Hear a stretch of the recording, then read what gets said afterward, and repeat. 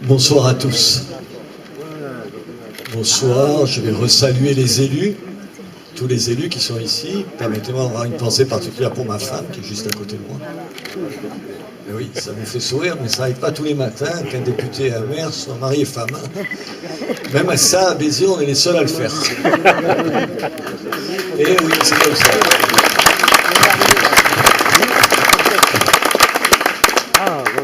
C'est un moment de convivialité, donc je vais essayer de dire que des choses agréables, mais en même temps, José vient de le dire, on fête quelque chose de grave.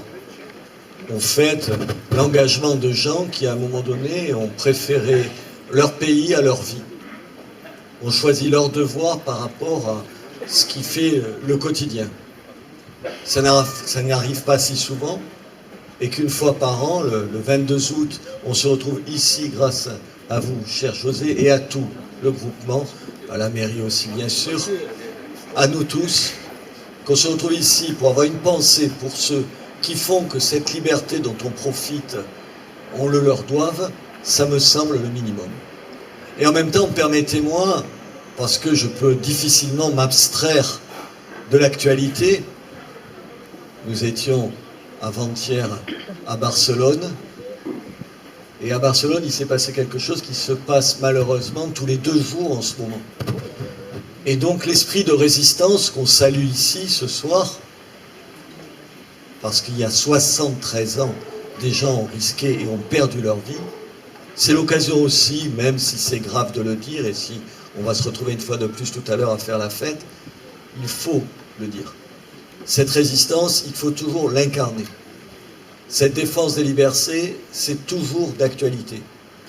Nos ennemis ont changé de visage. Ils détestent toujours autant ce que nous sommes, ce que nous aimons.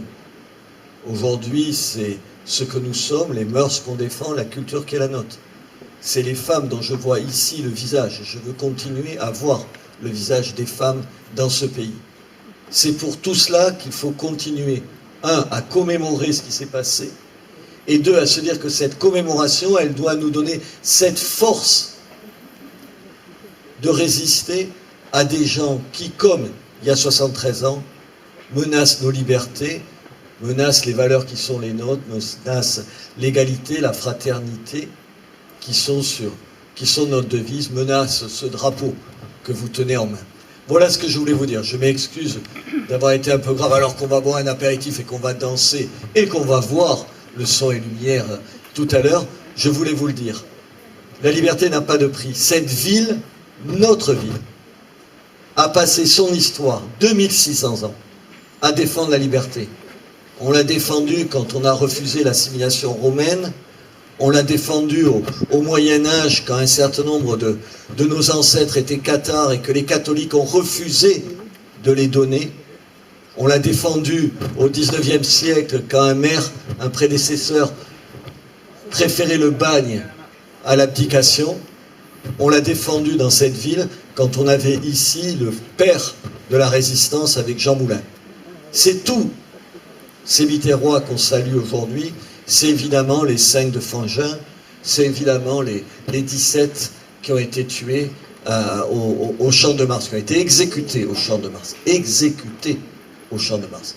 Voilà. Merci à vous tous de m'avoir supporté quelques instants. Merci de radoter un petit peu, mais je crois que c'est le rôle d'un élu de le faire. Merci au comité, au groupement du Faubourg de nous offrir l'occasion de le dire. Merci à vous tous d'être toujours aussi nombreux. Merci d'être attachés à ce quartier, qui est un vrai quartier populaire. Peut-être un des derniers vrais quartiers populaires de cette ville. On aime cette ville, on aime le peuple biterrois, alors on aime le Faubourg. Merci à vous tous.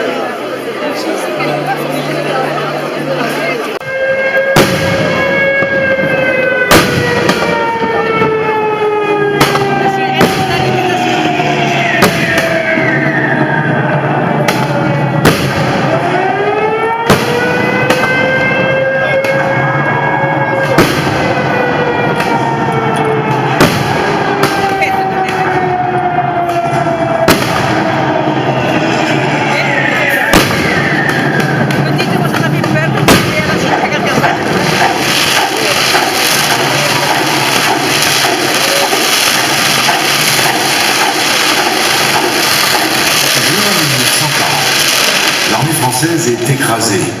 Sur les routes du Nord, c'est l'exode des populations. Bientôt, Paris est occupé. Partout, la défaite. Partout, le désespoir. Quand, le 18 juin au soir, un général inconnu parle sur les ondes de la radio anglaise.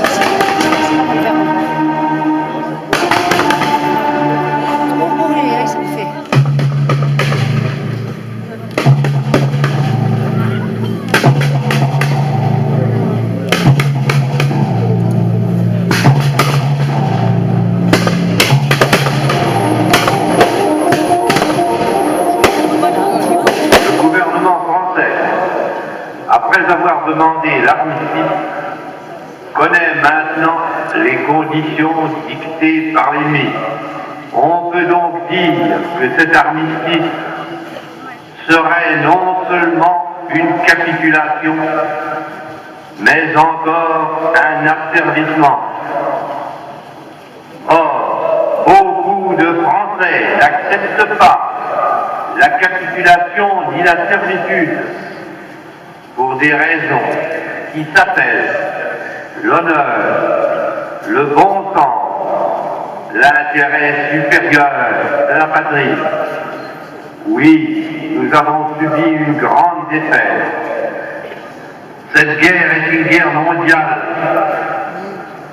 L'honneur, le bon sens, l'intérêt supérieur de la patrie commande à tous les Français libres de continuer le combat là où ils seront et comme ils pourront.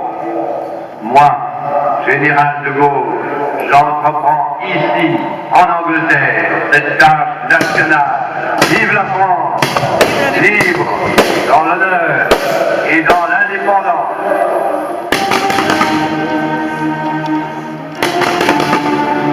Cet appel entraîne le ralliement de milliers d'hommes à la France libre. Sur le sol national, les groupes de résistance s'organisent tout au long de l'année 1941. Isolés, mal armés, les femmes et les hommes de ces groupes n'ont souvent que leur courage et leur foi patriotique pour s'opposer à l'indifférence des Français et aux armes étrangères.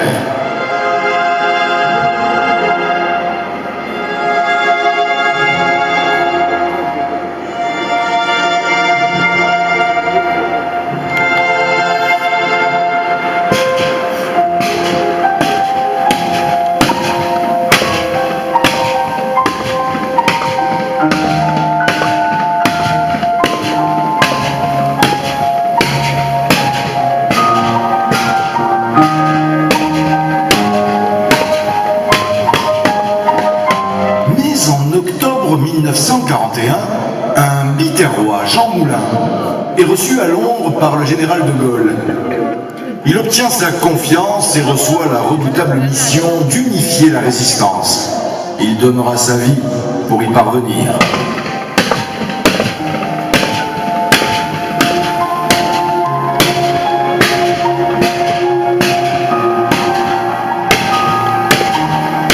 En novembre 1942, Béziers connaît à son tour l'occupation allemande, la présence allemande, l'humiliation quotidienne d'appartenir au camp des vaincus. Par réaction, la résistance se renforce. Il faisait péter le score, les Allemands.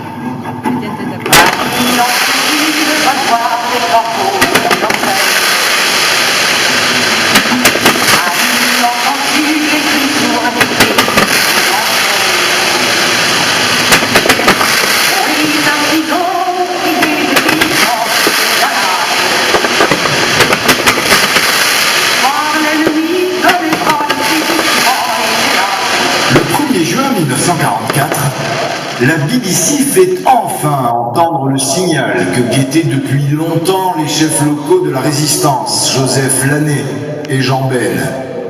À mon commandement, garde à vous, réside dans le poste. L'alerte est donnée.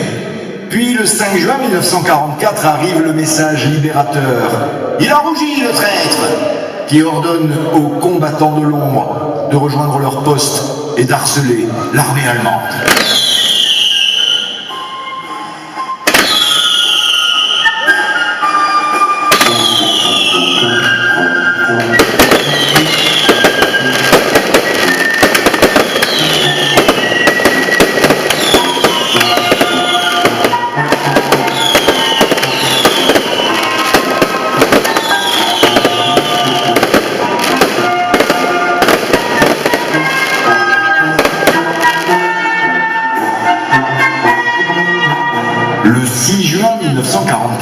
Alors que les Alliés viennent de débarquer en Normandie, les résistants biterrois réquisitionnent 2 camions et font mouvement vers Saint-Chinian pour rejoindre d'autres unités.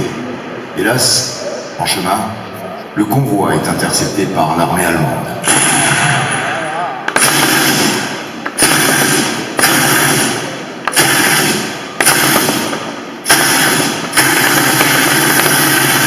Neuf résistants tombent, les armes à la main. 18 sont faits prisonniers.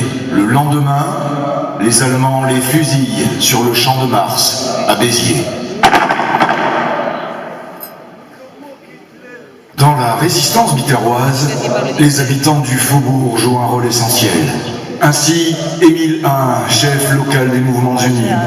Ainsi, Antonin Combes, Monsieur et Madame Pignol, Madame Bousquet, capturés, torturés. Ils mourront à Montpellier sous les coups de leurs bourreaux. Partout en France, après le débarquement de Normandie puis de Provence, les Allemands reculent. Le 20 juin 1944, le chef de groupe Cabrol ordonne d'entrer dans Béziers au moment où les Allemands se replient vers Montpellier. Le 22 août, à Béziers, la mairie et la poste sont occupées par les résistants. En fin d'après-midi, le groupe de combat Grand Didier prend à partie un convoi allemand à la gare du Nord. Ce sont les derniers soldats ennemis à traverser notre ville. Béziers est libéré.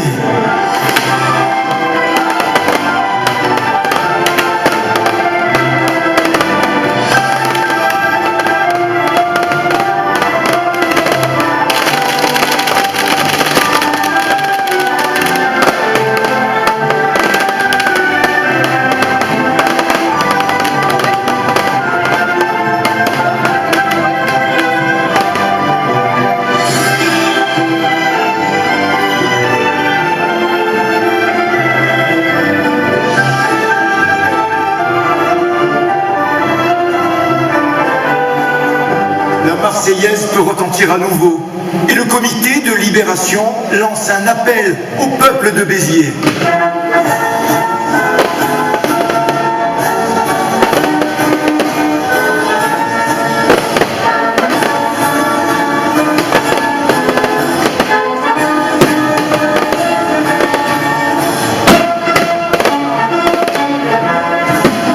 Citoyens, aujourd'hui 22 août 1944, après 20 mois d'occupation, notre ville a été libérée. Depuis ce matin, à l'hôtel de ville, d'où les hommes nommés par Vichy ont été chassés, le comité de libération siège en permanence. Citoyens, le 18 juin 1940, la voix du général de Gaulle s'est élevée. Grâce à elle, la patrie n'a pas désespéré. Pendant une nuit qui a duré 4 ans, le peuple de France a su se forger l'âme qui a permis sa libération. Citoyens, au travail pour que revive triomphante la patrie et la liberté.